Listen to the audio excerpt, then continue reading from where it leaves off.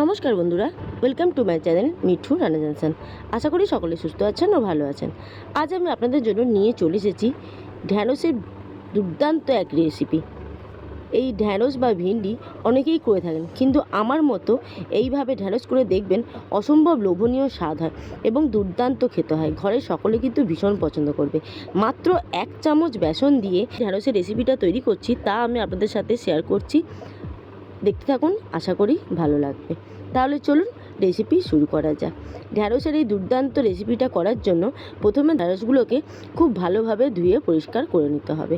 খুব ভালো করে গোটা ঢ্যাঁড়সগুলোকে আমি ধুয়ে নিয়েছি, তারপরে এইভাবে জল ঝরে নিয়েছি। একটি ছিদ্রওয়ালা পাত্রে নিয়ে আমি খুব সুন্দরভাবে জল ঝরিয়ে নিয়েছি। এবার ঢ্যাঁড়সগুলো কেটে নেবো। ঢ্যাঁড়সগুলো দেখুন, এখানে বড় ঢ্যাঁড়সগুলো এইভাবে মুখটা কেটে নেব, তারপর নিচের দিকটাও কেটে নেবো, তারপর মাঝখান থেকে 2 টুকরো করে নেবো। আর ছোটো ঢ্যাঁড়সগুলো গোটাই রাখবো। ওপর দিকটা কেটে মাথাটা বাদ দিয়ে দেবো, তারপরে নিচের দিকটাও কেটে নেবো, দিয়ে গোটাই রেখে দেবো। আপনাদের যেরকম ঢ্যাঁড়সের সাইজ আসবে সেই রকম বুঝে করবেন।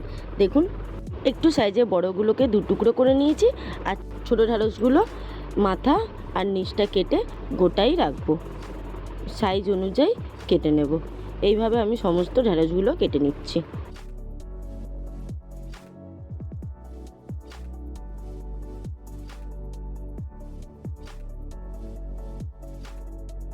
সমস্ত ঢ্যাঁড়স বা ভিন্ডিগুলো কেটে নিয়েছি।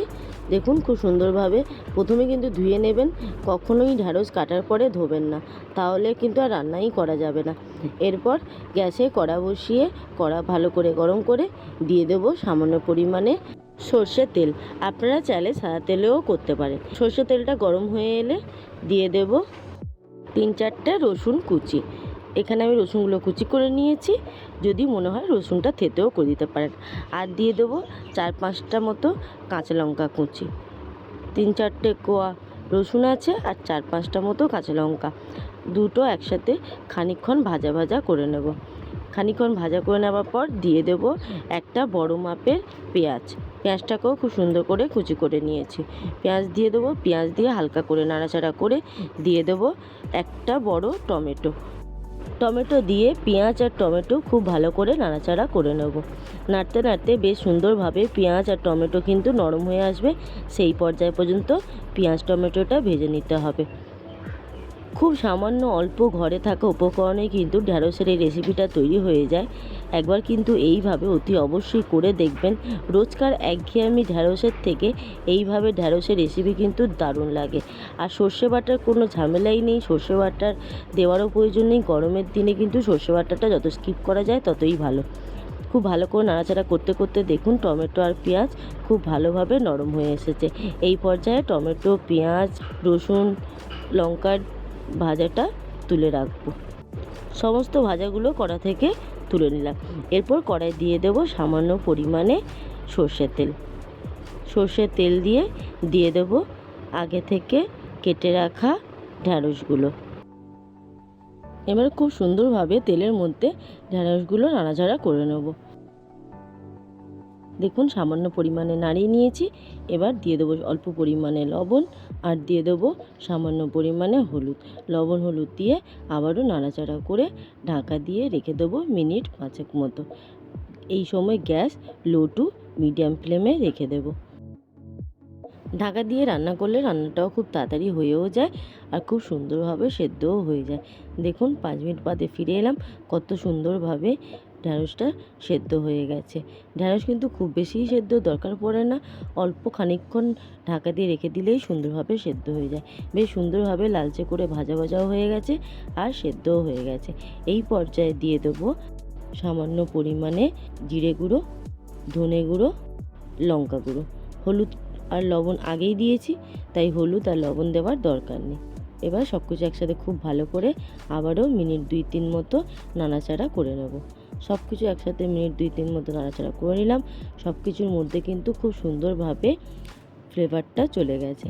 এবার দিয়ে দেবো ওপর থেকে 1 চামচ পরিমাণ বেসন। এই বেসনটার জন্য এই সিম্পল ঢ্যাঁড়সের রেসিপি কিন্তু অসাধারণ সুন্দর লাগে খেতে। আপনারা এই 1 চামচ বেসন দিয়ে অতি অবশ্যই একবার ঢ্যাঁড়স ভাজা করে দেখবেন, অসম্ভব লোভনীয় স্বাদ হয়। প্রত্যেকেই বলবে দারুণ হয়েছে।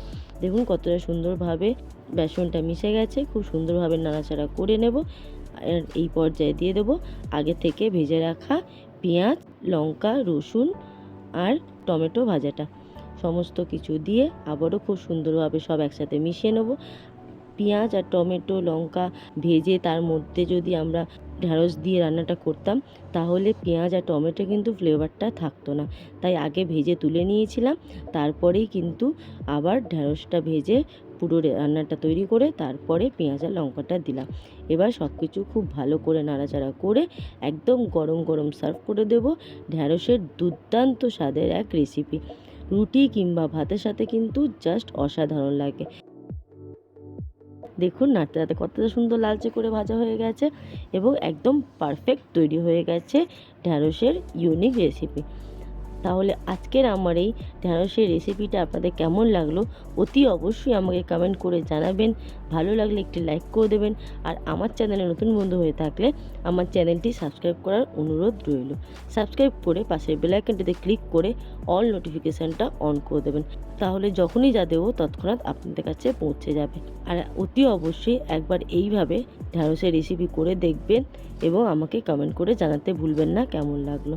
আজ তাহলে আসি, খুব শীঘ্রই দেখা হবে আরেকটি দুর্দান্ত কোনো নতুন রেসিপি নিয়ে। ততক্ষণ ভালো থাকবেন, সুস্থ থাকবেন এবং সাবধান থাকবেন। আর এইভাবেই আমার পাশে থাকবেন। এতক্ষণ আমার সাথে থাকার জন্য অসংখ্য ধন্যবাদ।